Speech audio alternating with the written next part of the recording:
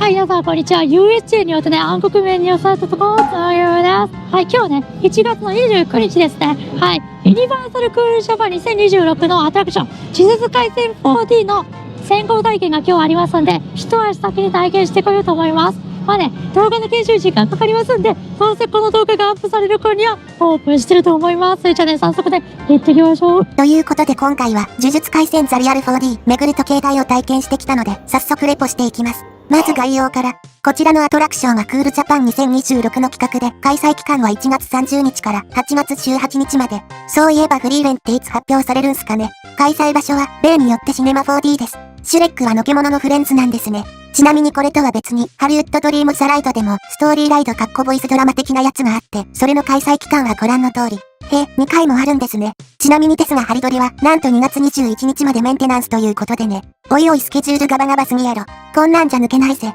まあ、いずれにせよ、2つのコラボアトラクションがあります。あともちろんグッズやコラボフードもありますが、どうせそのあたりは他の YouTuber がやってるでしょうし、うちでは割愛します。はい、このようにね、チュリと相撲を売ってます。なんかね、毎年ね、このイベントがね、ある程度ね、進んだら、ここら辺にね、声優さんとかがね、サインしにね、来たりするんですよ。だからね、今年はそうなるんちゃうかなって予想してます。はい、さっきね、五条先生のアナウンスもね、流れてたんですけど、今回のアトラクションでは、五条先生が結構活躍するんじゃなしいって聞いてるんでね、そこはね、ちょっと楽しみですね。まあ、原作全然知らんけどね。ちなみに前回はね、呪術廻戦の 4D ってありましたけど、その時の個人的な評価は、まあなんていうか、そんなにひどくもないけど、そんなに面白くもないかなっていう感じでしたね。今回はね、それを上回ってほしいなって思います。ということで、早速行ってきます。エントランスのアナウンスは、五条悟の声になっていました。五条が知勢の人がもしいれば、耳が妊娠するんじゃないでしょうか。耳栓で否認することをお勧めするぜ。それでは行ってきます。館内は撮影禁止みたいなので、映像はここまでです。はい、体験してきました。まあ感想は後ほど。はい、っていうことでね、体験してきました。いやー、普通にね、面白かったです。出口のところにはキャラクターの LINE のやり取りが映されてますが、なぜか文字が一切書かれていません。いや不自然すぎやろ。もしかしてこれ、昨年みたいに海外進出狙ってて、アメリカ人でもわかるようにってことか？もしそうなら、こんなことより吹き替えくらいしてあげた方が親切やろ。ということで感想を言いたいですが、一応出口のショップも軽く紹介。なんか気持ち悪いディスプレイがありました。ショップ自体は初日は入場規制をかけるほど混雑していましたが、現在は落ち着いているようですね。ところでコナンとコラボしてるハイチュウは相変わらずネタに全振りしてますね。はい、ということでね、呪術廻戦の 4D ね、早速体験してきました。はい。まあ、どこで撮ってんねんって感じだけどね。うん。で、これからね、ちょっとね、感想を言っていくんですけれど、まあ、最初はネタバレなし。続いてネタバレありみたいな感じで紹介しようと思います。はい、じゃあまずネタバレなしのね、感想から言うとですね、まあ、普通に良かったんちゃうっていう感じですね。はい。とにかくね、映像が今回めちゃめちゃね、綺麗でしたね。はい。前回のね、何でしたっけ、チェーンソーマンの時からね、こう、作画っていうんですかね、まあ 3D ですけど作画のクオリティがね、上がってきてたんですけど、今回はね、もうさらにね、上がってるっていう感じで、とにかく映像はめちゃめちゃ綺麗でしたね。ただ、まあ一方で、まあ、アトラクションとしての楽しさは、まあ言うて、っていう感じなんで、アトラクションとしての感想は、星3。映像は、星5っていう感じですかね。まあ、シネマ 4D って、箱がね、決まってるんで、まあ、面白さのね、上限もね、高が知れてるんですけどね。で、一応ね、今回のアトラクションはですね、結構大きい音が鳴ったりとか、あと、敵がね、倒されるときに、まあ、赤い血ではないけど、まあ、地しぶきがね、ピカッとね、かかるみたいなエフェクトとかもね、あるんですけど、まあ、言うてそんなにグロテスクっていうわけではないんで、別に小学生の子とかでも全然楽しめると思います。で、今回のね、アトラクションもですね、やっぱり、定点カメラの方式でしたね。この定点カメラの方式って何やっていうことですね。このシネマ 4D の歴代のコラボアトラクションは2パターンがあってですね、一つは、背景が完全に固定になってるやつと、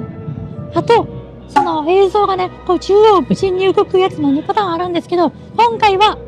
背景が固定のやつでしたね。ただね、背景は固定なんですけど、演出とかでね、うまいこと不自然さはね、消されてたんちゃうかなっていう風に思います。私がね、個人的にね、定点カメラの一番嫌いなところはですね、その、場面が変わらないっていうのもそうなんですけど、キャラクターがね、結構背を向けるシーンとかが多くなるんですけど、そういったシーンにゲストにね、顔を見せないといけないっていう謎のルールがあって、こういう感じで、堅くなりで、なんていうか、顔がね、お前らゲストにトラッキングされてんかっていうくらいね、顔だけ常にこっち向いてるみたいなね、そういう不自然なシーンが多いんですけど、今回はそういったシーンはね、少ないっていうよりかは全然なくって、自然な演出になってたんちゃうかなって思いました。はい。ただ、背景は全然動かないです。まあ、背景はね、全然動かないですけど、とにかく今回ね、映像がね、非常にね、綺麗っていうかね、本当に品質がいいんで、その部分でね、全然ね、良かったですね。うん。USJ 情報局 LCA Studios. USJ kanji, I don't know. LCA Studios. はい、じゃあね、ここからはね、ネタバレありの感想になっていくんですけど、まあ、今回の一応ざっくりとしたストーリーを言うと、まあ、いつものメンバー3人が、呪術を倒しにね、大阪にある、なんか、ボロい時計台に行ったら、案の定そのジュースが現れてっていう感じなんですけど、今回出てくる敵っていうのがですね、五条先生が過去に戦ったことがあるっていう設定の敵なんですよ。で、その敵がね、その能力を使って、過去の、五条先生との戦いはどうだったのかっていうのをゲストに見せてくるっていう風になってるんですよ。だからね、背景は動かないんですけど、3パターンくらいの背景はあるんですかね。このね、過去の映像を見るシーンがあるんで、まあ、映像的にはね、非常に飽きが少ない感じになってましたね。うん。で、あとね、その五条先生がサングラスを取るシーンがあるんで、まあ、あそこはね、ちょっとファンサーシーンなのかなっていう風には感じました。ちなみに余談なんですけど、今回ね、大阪が舞台っていうことにはなってますけど、言うて大阪らしさはほとんどないですね。うん、なんかその時計台っていうのも、めちゃめちゃ豪華なステンドグラスが印象的な建物で、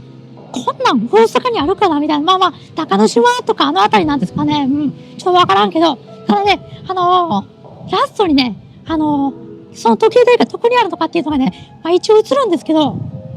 どこここみたいな感じの、なんか、ちょっとね、ふ山の上みたいな感じのところなんですよね。なんか、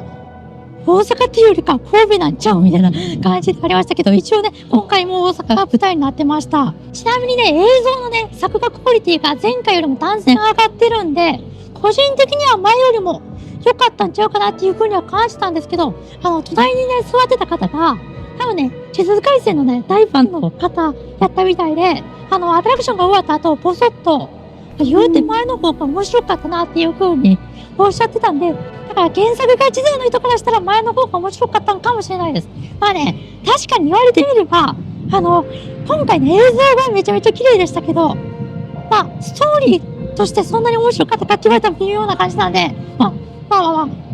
あ、とにかくね、映像は今回すごく良かったです。はい、ということでね、レビューは以上になります。私ね、呪術廻戦の原作全然知らんから、あんまり、当てにならけんような、っていうようにはなったんですけど、まあ、言うてね、そんなつまらないアトラクションっていうことはないんで、皆さんもね、ぜひね、体験してみてください。はい、ということでね、今回の動画は以上になります。また次回にご期待ください。それでは、さよなら。